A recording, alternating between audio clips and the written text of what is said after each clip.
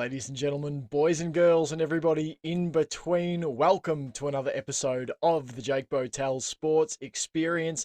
On today's episode, we continue our 2022 Senior All-Ireland Hurling Championship team profiles, looking at the current reigning back-to-back champions, Limerick. If you haven't checked out the other videos yet, we've done all 6 Joe McDonough Cup teams, we've done Clare, we've done Cork, so you can go and check those out. While you're there, give me a sneaky subscribe. It sends good vibes your way and helps me grow the channel. Limerick. They have established themselves as the latest giants on the hurling scene. They are nicknamed the Treaty Men. Their manager is John Kiley since 2016. Their captain, Declan Hannon. Their most recent title, as I mentioned before, they are the current reigning All-Ireland champions, having defeated Cork last year 332 to 122, and that's their second championship now in a row. They've cemented themselves, Limerick, as the reigning power in the inter-county hurling scene, having claimed 3 of the last 4 All-Ireland hurling championships. They defeated Galway in 2018, Waterford in 2020, and then Cork last season. Now, does a shaky league campaign this year cast any doubt or bode poorly for the back-to-back reigning champs? Well, let's have a look first up at how they went in the league in 2022. They started off with a loss to Wexford, a surprise loss to Wexford, losing 11 to 111, missing a number of shots, looking just uncharacteristically out of sync. They followed that with a loss to Galway by 6 points. They followed that with a loss to Cork, the team that they defeated last season in the championship final, losing by 9 points to Cork at home. They drew with Clare 18 to 18, and they finished off their campaign with a 429 to 17 victory over Offaly, so a 24-point victory to round things out. They go 1-1-3, 1 win, 1 draw, 1 loss. They score 689, quite low scoring for Limerick, really.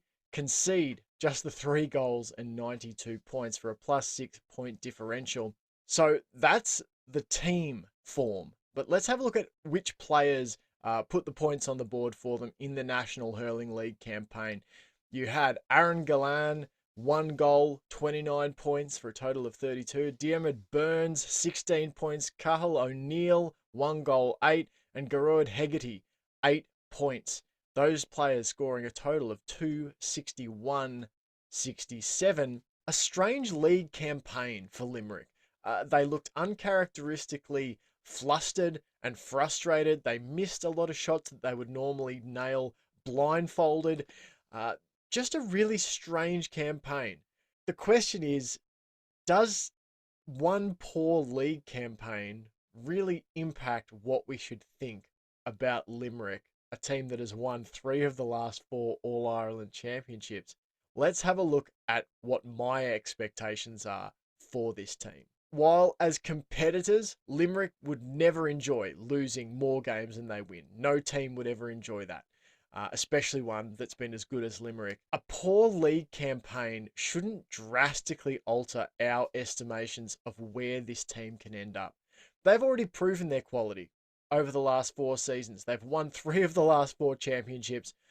So don't be surprised if this team emerges from their month of post-league preparation in pristine condition and ready to make a run at a 3rd straight title.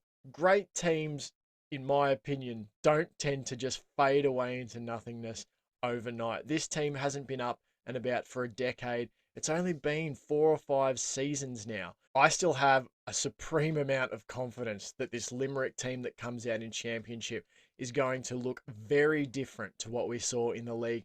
Perhaps specifically because of what we saw in the league. I think this team is going to come out angry. I don't think they will have liked some of the reports surrounding, the reports about their imminent demise. I think great teams have a way of responding to a poor, what is essentially pre-season competition. The league sits somewhere between pre-season and the real thing. I think they've got their eyes on the big prize, and I think we're going to see a more focused and locked in Limerick team come week 1 of Championship Hurling. So, what's next for you on the JBSC? Well, next up, we continue our Munster Hurling Championship team profiles, looking at my team, Tipperary. So, Tipperary are the team that I support, and I finally get to preview them. We'll look at the team details, their National Hurling League form, some expectations, and more. If you've liked this video, please go and check out the rest. The Joe McDonough Cup teams are all previewed. We've now done Clare and Cork, and obviously Limerick today.